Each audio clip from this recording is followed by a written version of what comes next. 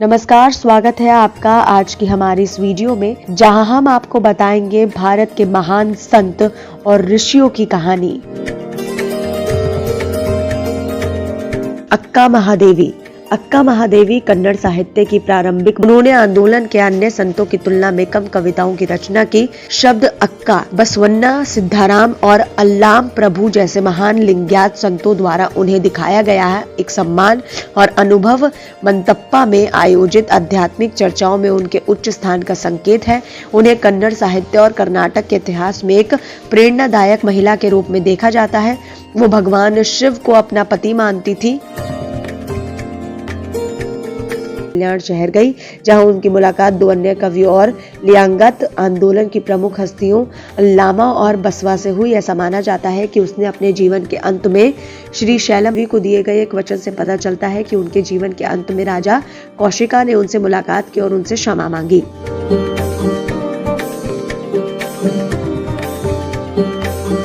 इतिहास।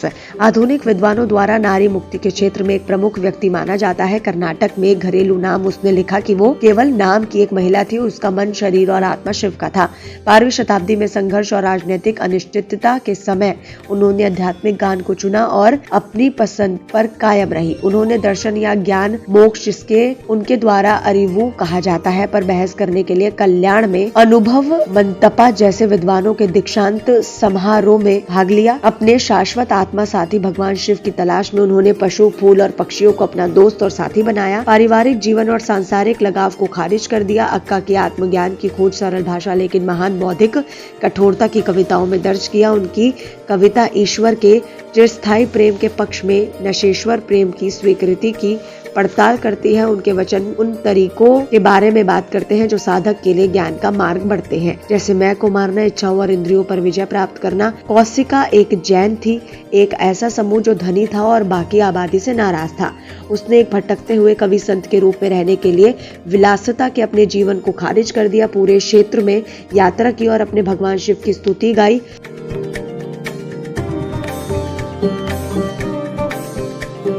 अनुवाद और विरासत में की कन्नड़ अनुवादक वनमाला विश्वनाथ वर्तमान में एक अंग्रेजी अनुवाद पर काम कर रहे हैं, जिसे मूर्ति शास्त्रीय पुस्तकालय के हिस्से के रूप में प्रकाशित किया जा सकता है। अक्का महादेवी लोकप्रिय संस्कृत और स्मृति में एक महत्वपूर्ण स्थान रखती है। सड़कों और विश्वविद्यालयों के नाम उनके नाम पर है। 2010 में कर्नाटक में हॉसपेट के पास 13वीं शताब्दी की एक बेस रिलीफ की खोज की गई थी और माना जाता है कि अक्का महादेवी का चित्रण है।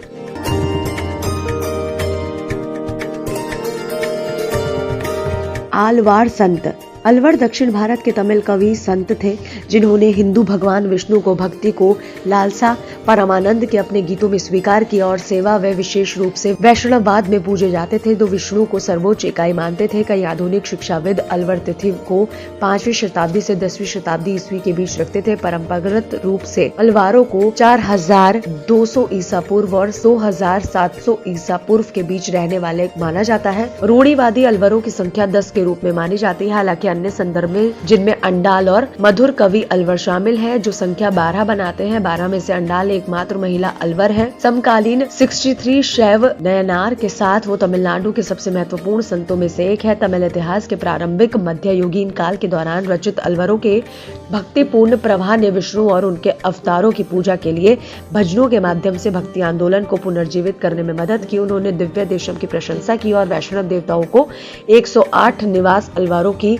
कविता प्रेम के माध्यम से ईश्वर की भक्ति को प्रतिनिधित्व करती है।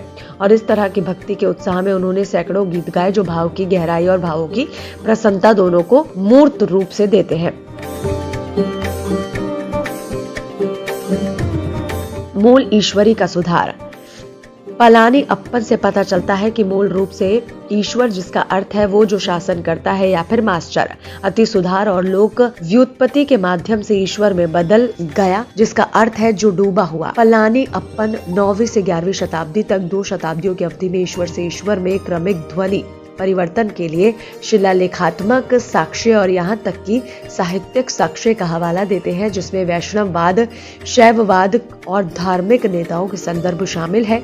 यहाँ तक कि जैन धर्म और राजनीतिक हस्तियों को भी वो कहता है कि अश्वर ईश्वर को एक भ्रष्ट रूप है, जिसका तमिल रूपी धर्मनिरपेक्ष और धार्मिक संदर्भों में नयनार के साथ परस्पर उपयोग किया गया है और अटूट शिक्षक छात्र परंपरा के वैष्णव दावे के बावजूद ये तथ्य कि नाथ मुनि ने ईश्वर के रूप का इस्तेमाल किया है, लेकिन रामानुज के एक शिष्य और छोटे चचेरे भाई पिशान ने रूप का उपयोग करते हुए समाप्त किया है। ये बताते हुए चले कि दो शिक्षकों के बीच शिक्षक छात्र श्रृंखला के साथ कहीं न कहीं संचरण में त्रुटि हुई है। ये त्रुटि स्पष्ट रूप से प्रभाव के कारण श्रीरंगम और अन्य जगहों पर हुई ध्वनि भिन्नता के बारे में मूल शब्द की तुलना महिला विहित वैष्णव संत गुडाई के लिए विशेषण से की जाती है और वो एक ही क्रिया तमिल को साझा करते हैं, पूर्व समानजनक गैर अतीत रूप से और बाद में उसी क्रिया का स्त्रीलिंग रूप।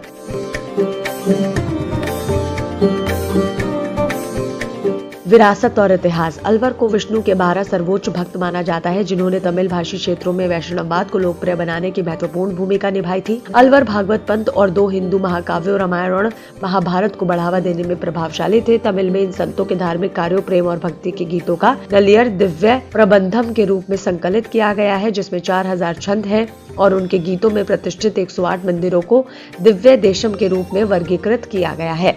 विभिन्न अलवरों के छंदों को नाथ मुनि 824 से 1924 सी द्वारा संकलित किया गया है, जो 10वीं शताब्दी के वैष्णव धर्मशास्त्री थे, जिन्होंने इसे द्रविड़ वेद या फिर तमिल वेद कहा था। प्रबंधम के गीत नियमित रूप से दक्षिण भारत के सभी विष्णु मंदिरों में प्रतिदिन और त्योहारों के दौरान भी गाए गए थे। सर्वश्रेष्ठ भाषा संस्कृत या तमिल के बारे में विश्वकर्मा और अगस्त्य के बीच एक गर्म बहस के कारण अलवर का जन्म पहले से ही द्वापार युग के मध्य में किया गया था। बहस के बीच अगस्त्य महर्षि क्रोधित हो जाते हैं, जो उन्हें पूर्व को श्राप देने के लिए मजबूर करता है।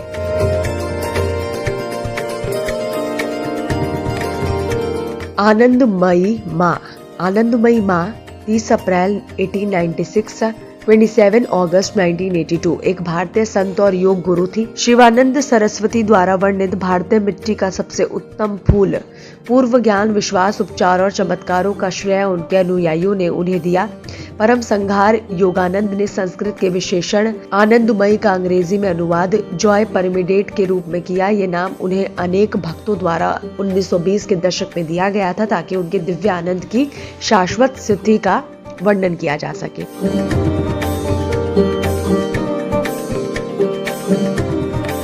प्रारंभिक जीवन। आनंदमयी का जन्म 30 अप्रैल 1896 को रूढ़िवादी वैष्णव ब्राह्मण दंपति बिपिन बिहारी भट्टाचार्य और मोक्षवदा सुंदरी देवी के रूप में वर्तमान बांग्लादेश के टिपरा जिले के खेरवारा गांव में हुआ था। उनके पिता मूल रूप से त्रिपुरा के विदाकुट के रहने वाले थे और एक वैष्णव गायक थे, जो अपनी गहन भक्ति के लिए जाने जाते थे। माता पिता दोनों ही सुप्रसिद्ध वंश से थे। हालांकि परिवार गरीबी में रहता था। निर्मला ने लगभग 2 से 4 महीनों के लिए सुल्तानपुर और खियोरा के गांव में स्कूलों में पढ़ाई की। हालांकि उसके शिक्षक उसकी क्षमता से प्रसन्न थे, लेकिन उसकी मां को उसकी बेटी के मानसिक विकास के बारे में चिंता थी, क्योंकि वो लगातार उदासीन और खुशमिजाज था। जब उसकी मां एक बार गंभीर रूप से बीमार पड़ गई तो रिश्तेदारों ने भी बच्चे के अप्रभावित होने के लिए आश्चर्य के साथ टिप्पणी की। 1908 में 12 वर्ष 10 महीने की उम्र में उस समय के ग्रामीण रीति रिवाजों को ध्यान में रखते हुए उनका विवाह विक्रमपुर के रमानी मोहन चक्रवर्ती से हुआ था, जिससे बाद में उन्होंने भोलेनाथ का नाम दिया।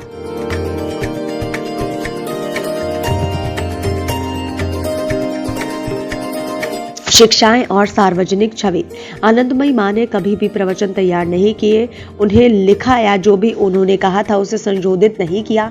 लोगों को उनकी बातचीत की गति के कारण अक्सर अनौपचारिक बातचीत को ट्रांसक्रिप्ट करने में कठिनाई होती थी। इसके अलावा अनुपर्याप्त वर्ड प्ले का बंगाली तरीका अक्सर अनुवाद में खो जाया करता था। हालांकि उनकी निजी परिचारक गुरप्रिया देवी और एक भक्त ब्रह्मचारी कमल भट्टाचार्य ने भारत में ऑडियो रिकॉर्डिंग उपकरण के व्यापक रूप से उपलब्ध होने से पहले उनके भाषण को ट्रांसक्रिप्ट करने का प्रयास किया। उनके शिक्षण का एक केंद्र शिक्षा है। प्रत्येक मनुष्य का सर्वोच्च आह्वान आत्म साक्षात्कार की आकांक्षा करना है।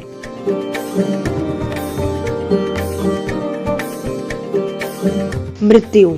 27 अगस्त 1982 को देहरादून में मां की मृत्यु हो गई और बाद में 29 अगस्त 1982 को उत्तर भारत में हरिद्वार में स्थित उनके कनखल आश्रम के प्रांगण में एक समाधि बनाई गई। अनासुया। अनासुया, जिसे अनुसुया भी कहा जाता है, हिंदू महाकाव्यों में अत्रि नामक एक प्राचीन ऋषि की पत्नी और देवहूति और कृदमा की बेटी थी। रामायण में वो अपने पति के साथ चित्रकूट जंगल की दक्षिण सीमा पर एक छोटे से आश्रम में रहती थी। एक धर्मपरायण महिला जिसने हमेशा तपस्या और भक्ति का अभ्यास किया, उसे चमत्कारी शक्तियों के रूप में वर्णित किया गया। उनकी माता देवहूति थी और उनके पिता ऋषि कृदम थे। ऋषि कपिला उनके भाई और शिक्षक थे। उन्हें सती अनसुया ऋषि अत्रि की पवित्र पत्नी के रूप में जाना जाता है। बाद में वो दत्तात्रेय विष्णु के ऋषि अवतार और दुर्वासा चिड़चिड़े ऋषि की मां बन गई। जब सीता और राम अपने वनवास के दौरान उनसे मिलने गए तो अनसुआ उनके प्रति बहुत चौकस थी। उन्होंने सीता को एक ऐसा मरहम दिया जो उनकी सुंदरता को हमेशा के लिए बनाए रख सके। दिव्य त्रिमूर्ति अनुसुया का परीक्षण। ऋषि नारद ने अपने भजनों और छंदों में अनुसुया का प्रशंसा की, जिसके द्वारा लक्ष्मी, पार्वती और सरस्वती अनुसुया से पतिव्रत सीखना चाहते थे। उन्होंने अपने पतियों से अनुरोध किया कि वो उनसे अनुमति मांगे ताकि वो मानव रूप से मिल सके। दिव्य त्रिमूर्ति अनुसुया के पास ऋषियों के वेश में आ गए और उनकी पत्नियों के लिए भिक्षा के रूप में अनुमति मांगी, इस शर्त पर कि वो उनकी सेवा करते नग्न रहेंगी। पहले तो वो हैरान थी, लेकिन आखिरकार वो समझ गई कि उसकी योग्य शक्तियों के लिए कौन धन्यवाद है। उसने उन्हें 6 महीनों के बच्चे में बदल दिया और अपने कपड़े उतार दिए ताकि उन्हें मात्र नेह से दिखलाया जा सके। कई दिन बीत गए जब 3 देवियों ने अपने पतियों के लौटने की प्रतीक्षा की। जब पति नहीं लौटे तो वो अनसुया की झोपड़ी में गए और उन्हें बच्चों में तब्दील पाया। देवियों ने अनसुया से उन्हें वापस सामान्य स्थिति में लाने का अनुरोध किया। एक लोकप्रिय संस्करण के अनुसार पवित्र त्रिमूर्ति उनके पति के प्रति उसकी पवित्रता और भक्ति से प्रसन्न थी, जिसने तब उसे वरदान दिया कि उसने पवित्र त्रिमूर्ति को अपने बच्चों, 3 पुत्रों और शुभात्रय नाम की एक बेटी के रूप में अवतार लेने के लिए कहा था। सती अनसुया आश्रम। सती अनसुया आश्रम मध्य प्रदेश के चित्रकूट में है, जो मंदाकिनी नदी पर और ऊपर की ओर स्थित है। ये शहर 16 किलोमीटर दूर है और घने जंगलों के बीच स्थित है, जहाँ पूरे दिन पक्षियों के गीत सुनाई देते हैं। ये वो जगह थी जहाँ ऋषि अत्रि, उनकी पति अनसुया और उनके 3 बेटे रहते थे। कहा जाता है कि उन्होंने ध्यान किया कि वाल्मीकि रामायण में वर्णन करते हैं कि चित्रकूट में एक बार 10 वर्षों तक वर्षा नहीं हुई थी। भयंकर अकाल पड़ा और पशु पक्षियों के खाने पीने के लिए कुछ भी नहीं बचा। सती अनसुया ने घोर तपस्या की और मंदाकिनी नदी को धरती पर उतारा। इससे हरियाली और जंगलों का विकास हुआ और सभी ऋषियों और जानवरों की पीड़ा समाप्त हो गई। सती अनसुया आश्रम वर्तमान में एक बहुत सी शांतिपूर्ण स्थान है, जहाँ पहाड़ियों से कई धाराएं मिलती है और मंदाकिनी नदी का निर्माण करती है। ऐसा कहा जाता है कि सीता के साथ राम महर्षि अत्रि और सती अनसुया से मिलने के लिए स्थान पर आए थे। यहाँ पर सती अनसुया ने सीता को तव की महिमा और महत्व समझाया था। यहीं से दंडक के घने जंगल शुरू होते हैं। उम्मीद करते हैं आपको ये वीडियो पसंद आई होगी। आप हमारी वीडियो को लाइक, शेयर करके चैनल को सब्सक्राइब करना ना भूलें।